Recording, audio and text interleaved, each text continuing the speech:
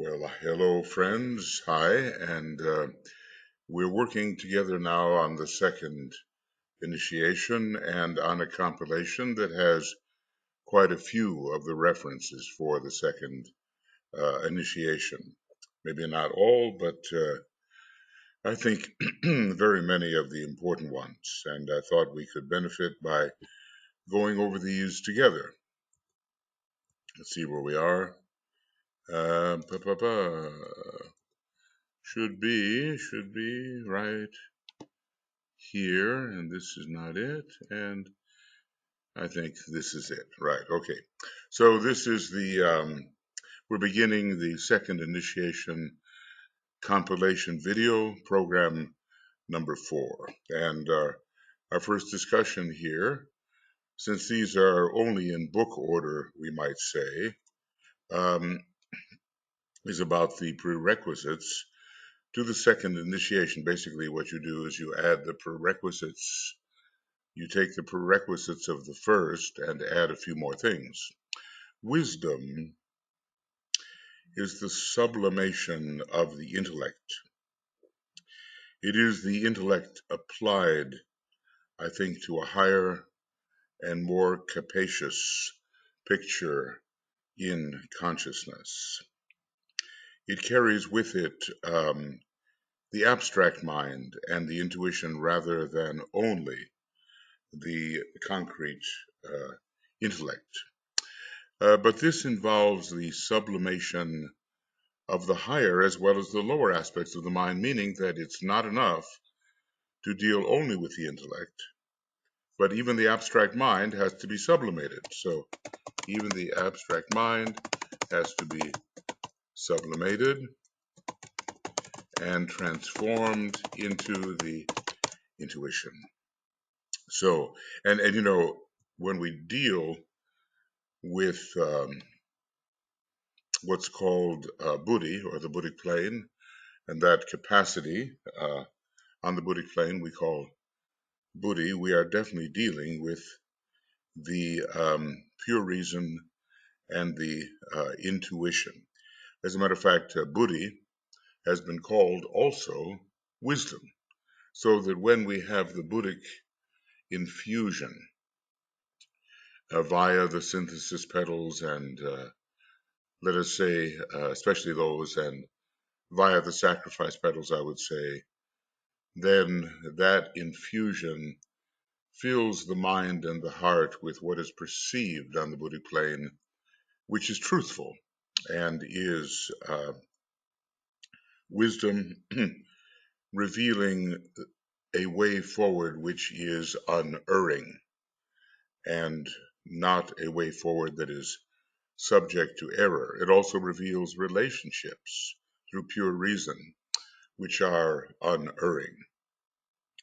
So here we have wisdom as a blend of intuition, spiritual perception. Now, this is intuitive instinct and spiritual perception are factors which are operative at the third degree. Okay, at the third degree.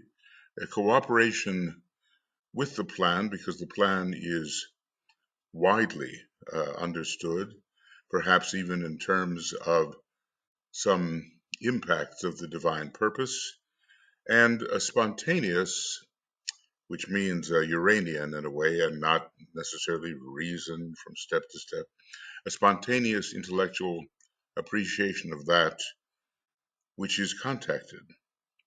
And all this is fused and blended with and by love, with which I've defined above, plus that esoteric sense which must be unfolded before the second initiation can be taken.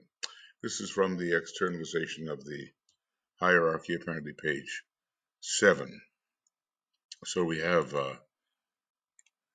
fantastic definition of wisdom here. And I think what I'm going to do is, I'm going to put it in the yellow highlight because it is so important. Now, the esoteric sense, which is a type of intuitive apprehension and which is a tapping of some of the energy of the Buddhic plane, has to be in place before the second initiation. So look at the planets of the second initiation. Venus, Jupiter, and Neptune, they're all involved with the sense of wisdom, even though Mercury, which is called Bud, is another planet of wisdom, which must be included. I suppose every one of the gods, every one of the planetary deities has its own approach to wisdom. But Jupiter especially is there. It's one of the rulers of the Buddhic plane, and Neptune, one of the rulers of the Buddhic plane, and Mercury too, one of the rulers of the Buddhic plane, where wisdom really begins to be found because it is a synthesizing and a unifying of what knowledge occurs within the mind. So a blend of the intuition, spiritual perception, which we remember is one of those things along with intuitive instinct, which we need at the third degree, cooperation with the plan because one sees its real destiny and its purpose, um, a spontaneous intellectual appreciation. So it's an immediate Uranian um, spontaneous intellectual appreciation, remembering that Uranus is the higher octave of Mercury, just the way Neptune is the higher octave of Venus. So hence the spontaneity here of the foremost of the synthesizing planets, the spontaneous intellectual appreciation of that which is contacted. Whenever I find the word appreciation, I think of Venus as well, which as a planet has much of Buddhi in it, even though for man it rules the higher mind. And all this is fused and blended with and by love. So in a way he's saying there is no real wisdom without the heart and the head and without the presence of true love. And he's defined that above, I guess, plus the esoteric sense which must be unfolded before the second initiation. And I'm wondering, it says externalization of the hierarchy, page 7, but I'm really wondering if this is not something that comes in rather glamour a world problem. So let's just see as we copy one of this. It is a blend of intuition. I'm going to copy that and see where it takes us. Might as well know whether our reference is correct. So there's only one of those, and it comes in, yes it does. It comes in on, but it comes in on page 99. All right. So something is definitely off there, and at least we've corrected that. Okay, now we go on further. And we're dealing now with the temptation of Christ and how it occurred between the second and third initiation. I have a feeling, it's more of a reenactment. And even if it was the temptation of the Master Jesus, that would be a reenactment because already as Joshua, the high priest, he had taken the third initiation. So the Christ Jesus phenomenon, cooperation, was demonstrating for humanity certain phases of the process of growth. And we would call the second initiation the baptism, but it wasn't. It was the dramatization of what for us is really the second initiation, and a dramatization later in the desert of the third initiation, the transfiguration. So these high souls are not really taking these lower initiations of the threshold. The second initiation, that of the baptism, then took place. This is Alice Bailey writing. Christ had achieved manhood. Of course, as head of the hierarchy, he had achieved much more, but he was dramatizing this for humanity, and this attainment was followed immediately by a definite and conscious rejection of evil. Many people are tempted after the second initiation by the evil forces which say, look, you're a pretty high being here. Why not demonstrate it and get recognized for it and have others bow down to you and increase your power? So there comes a demonstration of evil following the second initiation in the lives of us all. And do we succumb? Now, even some of the Nazis, maybe even Hitler, and that's hard to believe, of course, that he really stood before the Christ, but he was an initiate. It shows you that even standing before the Christ or whoever is the initiator bringing you into the second degree, that you can still deviate so strongly. But let's just say the temptation of power, the love of power, ambition comes in after the second degree. And which way do we go?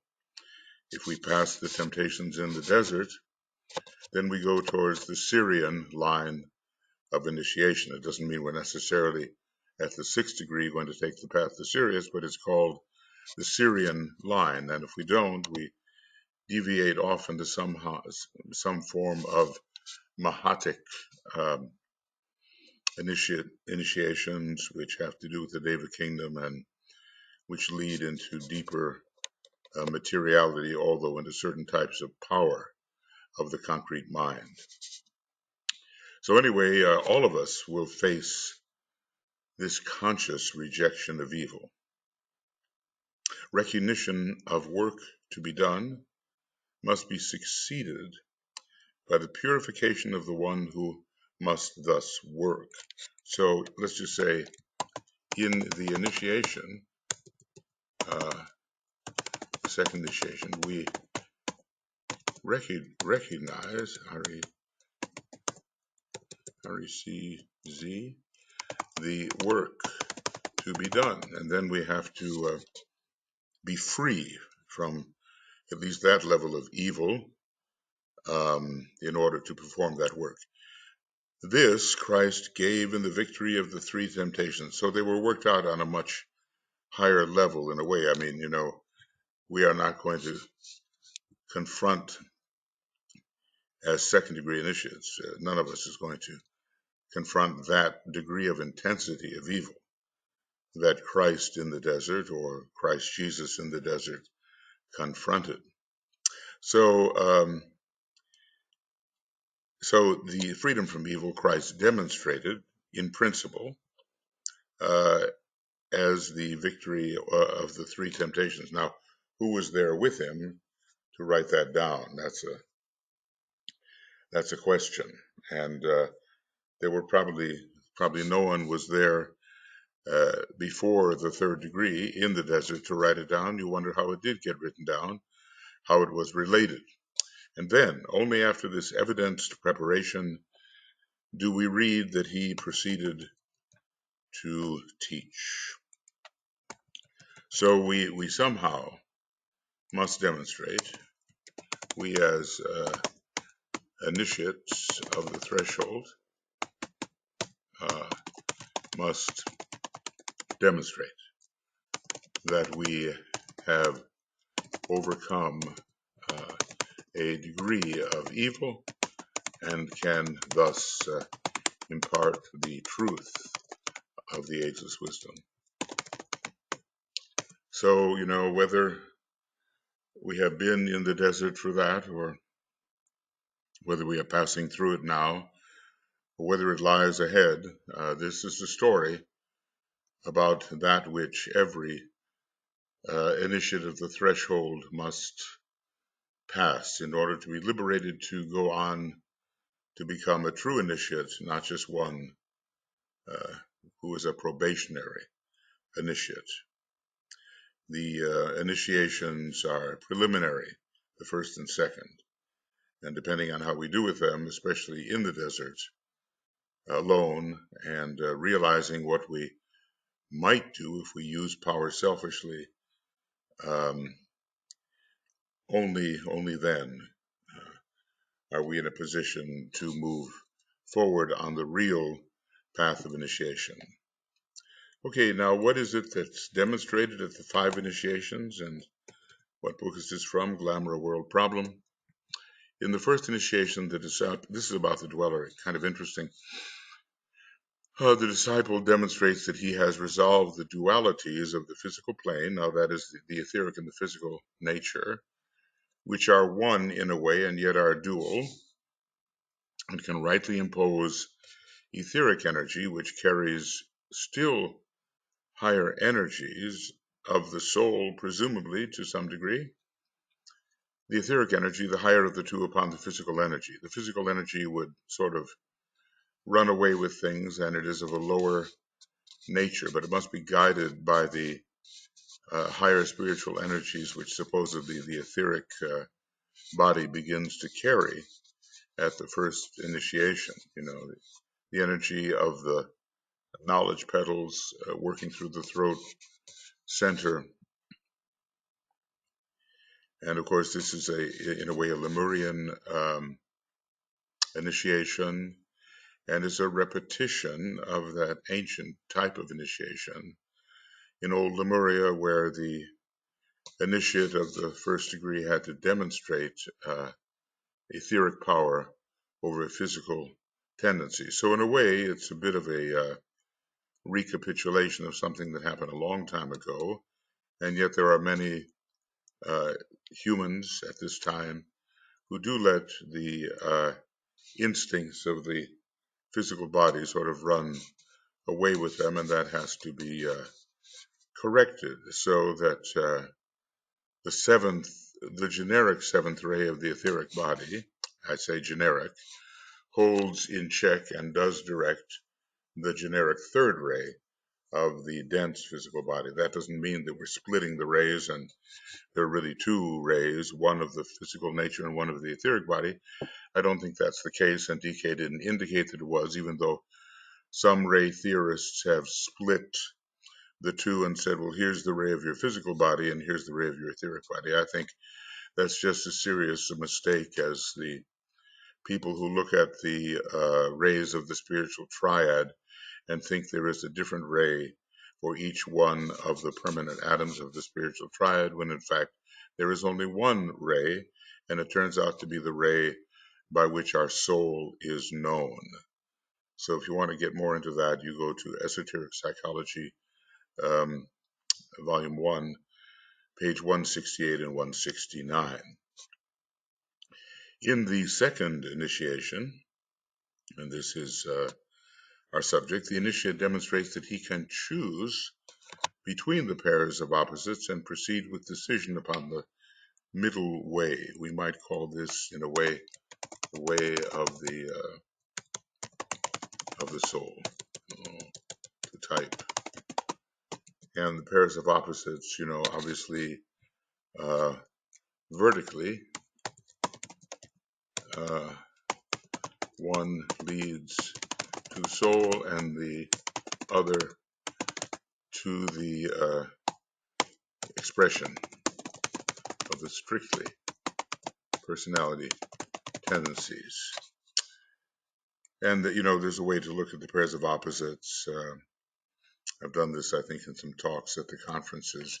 Look at them vertically, but also look at them horizontally, one not being better than the other, but just greatly contrasted. When you look at the pairs of opposites vertically, one is relatively better than the other. We consider the soul of higher quality than the personality. In the third initiation, the initiate can employ the intuition for the right perception of truth, so real intuition is coming into play. And in that initiation, he catches the first real glimpse of the dweller on the threshold, and the angel of the presence. As much of the solar angel,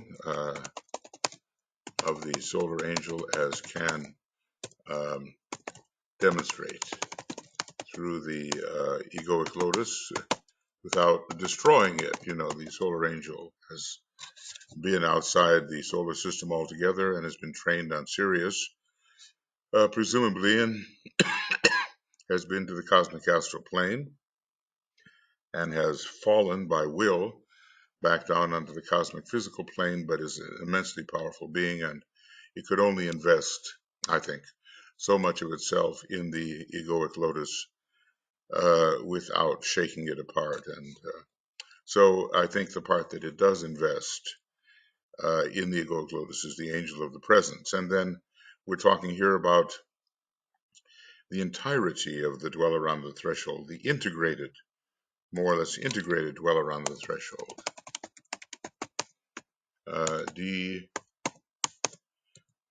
Dweller on the threshold. Well, I wonder how we do that. DW, DOT. Okay, well, I'll just make it this way. DW, DWAT. And we'll call it dweller on the threshold of initiation. Okay, DWOTT. All right, that'll be. So the integrated dweller on the threshold, you might see a view here of an aspect of the dweller on your way through the other initiations. I say like a tooth here and a fang there, and these horrible kinds of images of this greater negative being, which represents all of the unredeemed aspects of one's own nature brought together as an integrated opponent. But you don't really see the whole thing. And maybe by this time, when the angel of the presence and the soul and incarnation, or the personality, are beginning to be fused and blended, you begin to see what is this great resistance of unredeemed energy or force, which is still blocking your way. In the fourth initiation, this is, beyond all of us here, the initiate demonstrates his ability to produce complete at-one-ment between the higher and lower aspect of the soul in manifestation. So that's really a fusion, a complete fusion, and sees the dweller on the threshold merge into the angel of the presence with which the disciple identifies. Okay, so we somehow realize that what's going on within the egoic lotus is a blend of what we are as a monadic projection and a solar angelic infusion, if I can put it that way. Now, eventually that infusion is withdrawn and the solar angel returns to a source within the sun or within the solar logos, and we are left with our own monadic projection unsupported by the solar angel, but then we've gathered so much that we can support ourselves. So let's just say, and I think it's true, that complete soul infusion, SLN, soul infusion, complete soul infusion occurs at the fourth initiation. So the initiate demonstrates his ability to produce the union between the redeemed personality. The dweller is becoming very much redeemed here and is of high quality and is no longer resisting that part of us which is the blend of the monad and the angel of the presence.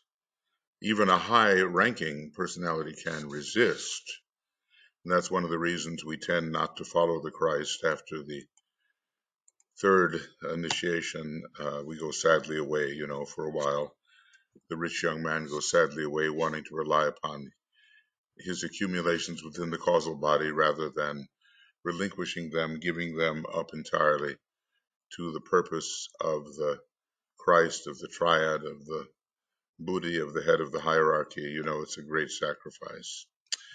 Now, this is kind of interesting. In the fifth initiation, here words fail to express the truth.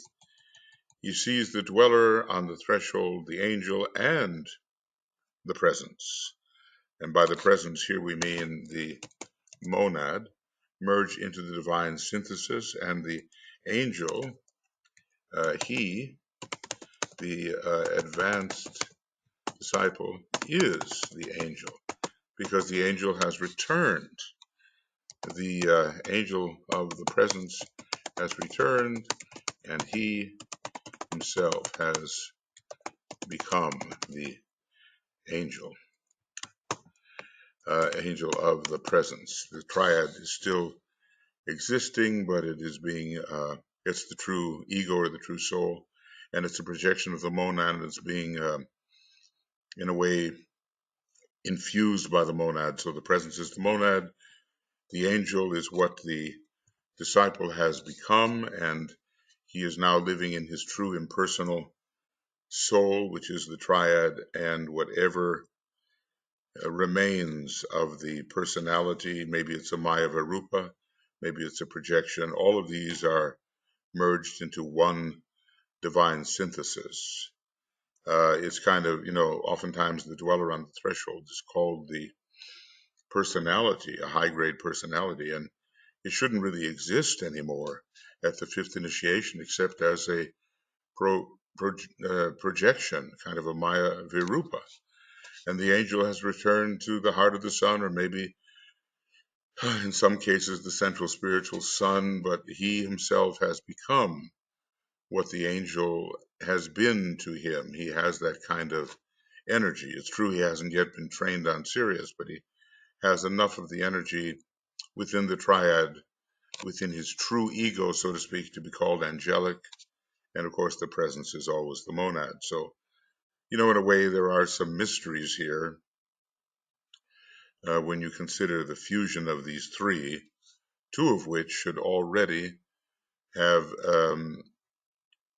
been dissipated, or maybe that's not exactly the right word, have been withdrawn, and somehow, in a way, destroyed, because by the fifth degree, the normal personality and the normal egoic lotus are destroyed. So if you're going to get a personality, it's got to be a Maya Varupa, and if you're going to get something that we think of as a egoic lotus, it's not going to be that. It's really going to be the triad considered to be the ego, and the presence remains the presence. So I hope that's a little bit clear and has offered some ideas. Man becomes his own angel. Man at the fourth degree, in a way, becomes angelic. There has to be a place where there's a fusion between the Deva kingdom and the human kingdom. I mean, all the great planetary logoi are such fusions, and maybe that ultimately occurs when the monad is involved and in relation to the monadic plane. Because after all, the spiritual triad is a projection of the monad. So, and what man has been as a soul in incarnation is also ultimately a projection of the monad. And all of these things, these different aspects of the monad, are blending and fusing together at the fifth degree. We don't know anything about that really from a practical point of view, but okay, at least we have something of an anticipation of what it will be like. The next, also from Glamour, the technique of light, Raja Yoga, and the second initiation. Well, some of us have been working in the Glamour book and using a meditation based upon the technique of light projected from the ajna center, and really from a center more in the middle of the head surrounding the pineal gland. By means of this technique, the illumined mind, Venus really, in a way, assumes control over the astral or emotional body and dissipates glamour. It's a bit like a burning glass, a magnifying glass, intensifying a beam of intellectual and soul light supported by the vitality of the personality, and it dissipates the clouds, just the way the sun shining upon a cloudy day near the ocean after a while dissipates those clouds, so that by 10, 11 o'clock, 12 o'clock, noon, all those clouds are gone. So the illumined mind assumes control over the astral or emotional body and dissipates glamour. And this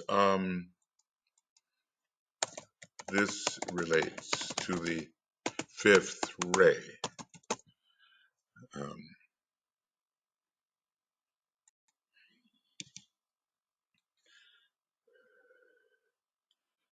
Okay, so when the light pours in, glamour fades out, and we're told that the fifth ray Lord is a being of the, what does he say, something intensest luminosity, the most luminous of all the ray lords, whereas interesting, intensest. I'm not sure that that's very good. If there's such a word, intensest. We'll add it to the dictionary anyway. The most luminous type of soul is the second ray soul, but the most luminous and advanced ray lord is the fifth ray lord, and that's pretty much like Venus being, in terms of our earthly perception, the most luminous of the planets, not the oldest of the planets, not necessarily the most advanced, but in its own cycle of development, it is the furthest along, the most mature for the cycle it has to run. So illumination dominates, and the vision of reality can be seen, and this is obviously because of the dissipation of glamour. This technique is related to Raja Yoga, and its goal is the second initiation. So, interestingly, the de-glamorizing meditations given in Glamour World Problem are preparing for the second initiation. And maybe those who are working along those lines should realize that as they clear the glamour in their own astral body and then attempt to do something similar in group form for the group and for humanity, they are preparing themselves for the second initiation. It produces the ability to tread the path of discipleship. Now, the real path, we might say, beginning at the midway point between the first initiation and the second initiation. At least there's no way to predict the exact beginning of it. Many factors are involved, including one's own relationship to a being who is now a master, and that relationship having existed for a long time. But at least by the time the second initiation is in sight, whether it's 4, 3, 2, 1, whatever incarnations ahead, the possibility of accepted discipleship should be there. Now we're just speaking in generalities. So it produces the ability to tread the real path of discipleship, which is, I want to call it accepted discipleship, and enables the man to live a life enlightened by divinity. And this is, remember, this is on the way to the second initiation. So by the time that initiation is taken, there is the illumined mind and spiritual intelligence. So by the time second initiation is taken, there is the illumined mind and spiritual intelligence. All of that is about the life which is enlightened by divinity. So really, as we enter the stream of the second degree, there is an intensification of the light. I suppose much depends upon the soul ray and personality ray, but there is in general an intensification of the light and the raising of the solar plexus to the heart center and the stimulation very much of the throat center, which is a mental center and very creative and sensitive to the light. And that throat center is coming under the rulership of Saturn and even to a degree of Uranus, and no longer the producer of wild and useless forms under the rulership of Earth. Illumination is the applied power of transformation. Now, that's one of those statements that really has to be considered as a kind of a mantra for our consideration. And let's just say, putting it simply, the light is transformative in a practical manner. So the more spiritual light, the greater the transformation of the physical plane, okay, and also of the astral plane, because the astral plane is the plane to which the factor of transformation specifically applies. Transmutation somewhat to the physical plane, transfiguration to the mental plane, maybe translation to the Buddhic plane, and transubstantiation. Can that come in even higher? I'm not sure. Okay, so let's just say all of this has been about the relation of light to the second initiation. And you have, as DK has said, you have the illuminated mind and spiritual intelligence, the illumination of the mind and spiritual intelligence. And you also have the transformation of desire into love. And basically the kind of transformation which sees heart energy become more important than solar plexus energy. A lot of people, of course, will be using that sixth ray as that transformation is occurring. And Neptune with its sixth ray will be important in uplifting the desire nature of the solar plexus into the love and inclusiveness nature of the heart.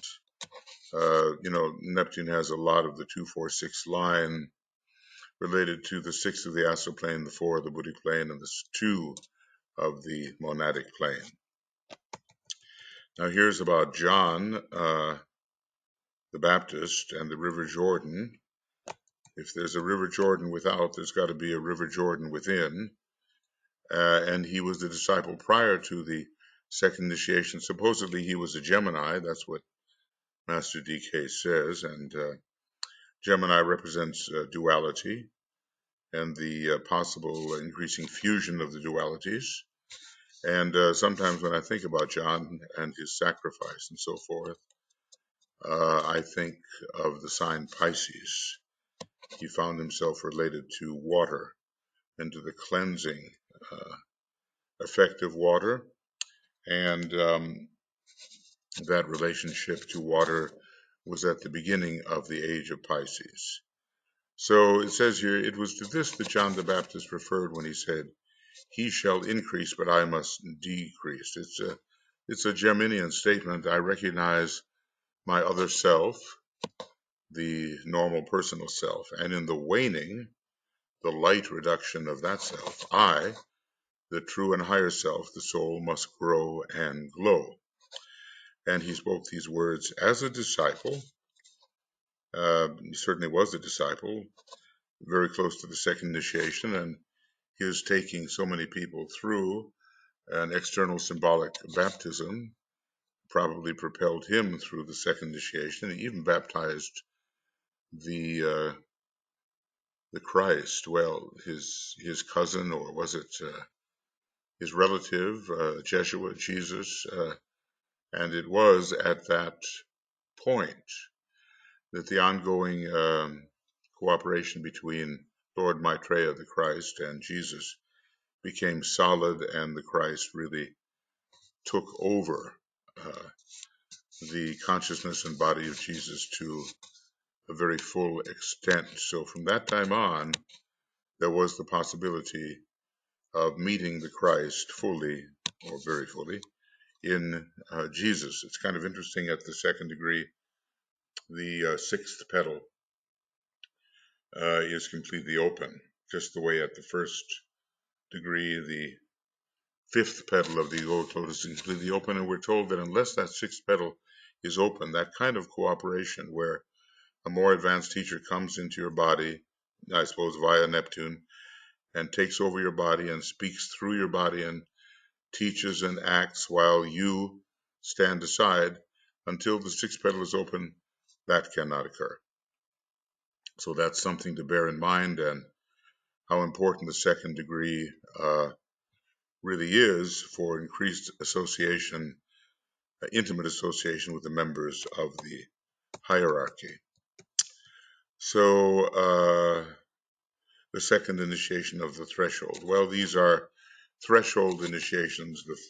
The third initiation is really the first solar initiation, and no longer threshold initiations, no longer probationary initiations, but something that is real, something that is solar, something that is true in the initiatory sequence.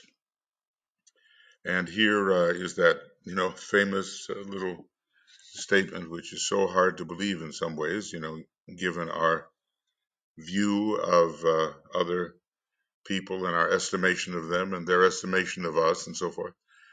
At the second initiation, once the second initiation is taken, the progress will be rapid, the third and fourth following probably in the same life or the succeeding. You kind of wonder what a statement that is, but whether during the Aquarian age, this will, when the ethers are more clear and the astral plane somewhat deglamorized, whether this will be more the case. But, with Master Decay, we can't pick and choose. Alice Bailey was a faithful amanuensis and said, look, if I didn't write down exactly what he said, they may have argued about it a little bit, but if I didn't write down exactly what he agreed to say, I wouldn't be his amanuensis. He would just discard me. He wouldn't use me as an amanuensis. So, but she was occultly obedient and wrote down what he said. And so he's basically saying that taking the second degree probably will give entree into the third degree and even the fourth degree in the same life or in the succeeding life. So that's something to really ponder as we think about our usefulness. Okay, what do we have here? Sometimes there may be a reading of things once again. This is going on from Initiation Human and Solar on the page following about the second initiation and the crisis in the control of the astral body. It's a real crisis because the astral body in our solar system is the strongest, not only for the solar logos, but certainly for our planetary logos, and in the case of most human beings, except maybe for those on the third and fifth ray, as DK seems to suggest. Second initiation is not quite so difficult for them, if that is their soul ray, third or fifth. The second initiation forms the crisis in the control of the astral body. It's really a confrontation, and you have to overcome it or not. And if you don't, you're either held in place or thrown back, and you'll get a fresh opportunity. But time will have been wasted, and that happened with some of, well, at least one of DK's students, about whom we read earlier, and maybe it happened to more. Just as at the first initiation, the control of the dense physical has been demonstrated. I guess it doesn't run away with you completely, even though a lot of disciples have acted in such a way that it looks like that control of the dense physical really is nowhere near complete, and they have been relatively high disciples. So here the control of the astral is similarly demonstrated. I mean, these are, I was just reading about Krishnamurti and all of the things that were, maybe hidden from the general public, but they were true. And he was a becoming fourth degree initiate, and there were all kinds of things that you wonder whether the demonstration of the physical body really had occurred.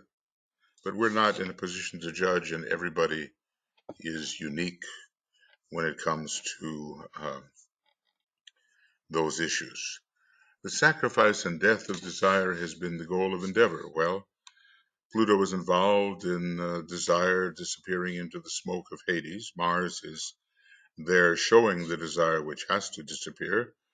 Vulcan is the spiritual will, which brings the will in to conquer desire, and Cain kills Abel. Vulcan kills Abel. And that's operative at the second degree, I think, and climaxing in some ways at the third degree. Desire itself has been dominated by the ego. That's capital E, and we're talking here about consciousness within the egoic lotus, and the presence of the solar angel as part of that consciousness, the presence of the solar angel as the angel of the presence. And only that is longed for. It's interesting because other things may come up, but in terms of the real longing and desire, it's for higher things, which is for the good of the whole and in the line of the will of the ego, Vulcan, and of the master. So, things may come up, as he says, but they are not allowed to have authority over the disciple in such a way that he cannot complete his higher work. I mean, there isn't perfection here.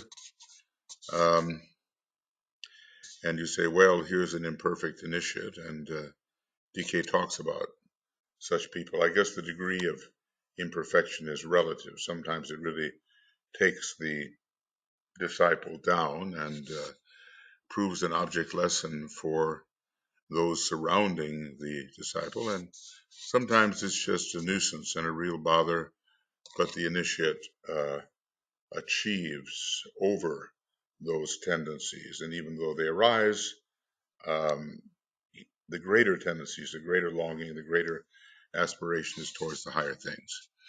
The astral elemental is controlled, and that's a tough one for many people because it does so easily get out of control.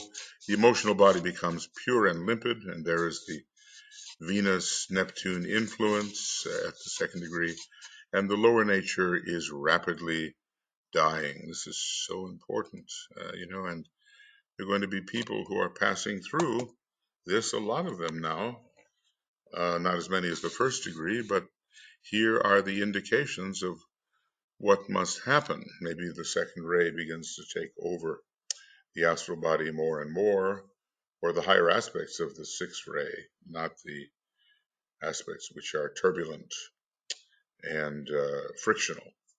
At this time, the ego grips afresh the two lower vehicles and bends them to his will. I love what he's written here because it's so absolutely Vulcanian. Vulcan has the grip. Vulcan is the fist. Vulcan bends metal, while it's heating it all up, So this is, I'm going to just say, this is a profoundly Vulcanian statement. At this time, the time of the second degree, it is a question of how well gripped the the personality is by the soul. I wonder if we think of that grip, but sometimes we feel we are in some kind of willful, oppressive, even irresistible grip of some higher power, and that's the Vulcanian stream of energy. And I said, Taurus is one of those illuminating signs that is so important at this initiation of light, uh, mental illumination and spiritual intelligence. And Vulcan rules Taurus for the becoming initiate. So the light is really increasing, and the light of will is making itself felt. All of this is happening at the second degree. The aspiration and the longing to serve, love, and progress become so rapid, so strong, that rapid development is usually to be seen, and that's the increase of speed that we note at the uh, second degree. Uh, okay, this accounts for the fact that uh, this initiation,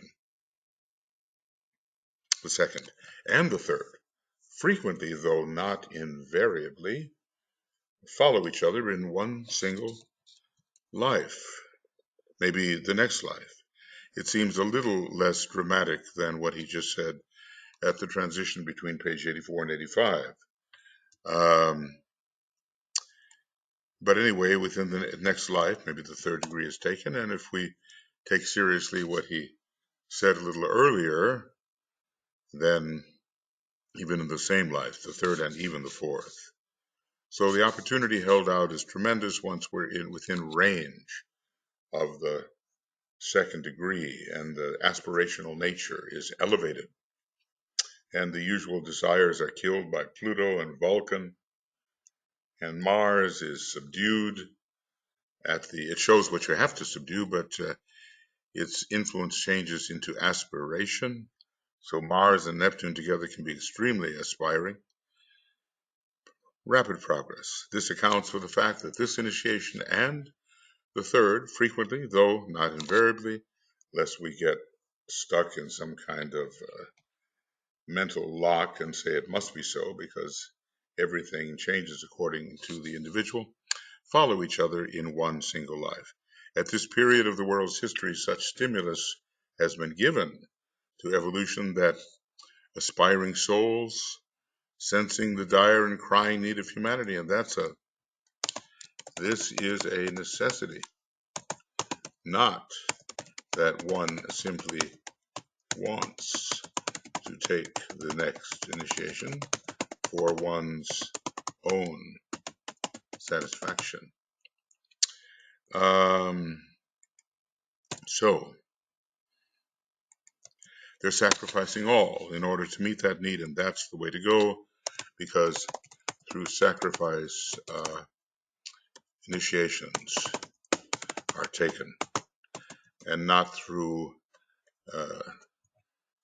caring excessively in a personal sense that one take such initiation. So you can see how important are some of these references here in initiation, human and solar. It really shows you what you will go through, or recognize yourself as having gone through, or recognize yourself as in the middle of going through it. let's see, do we have time for just a bit more? I'm not sure. Maybe. Not all men, having taken the first and second initiations, are aware of it. Okay.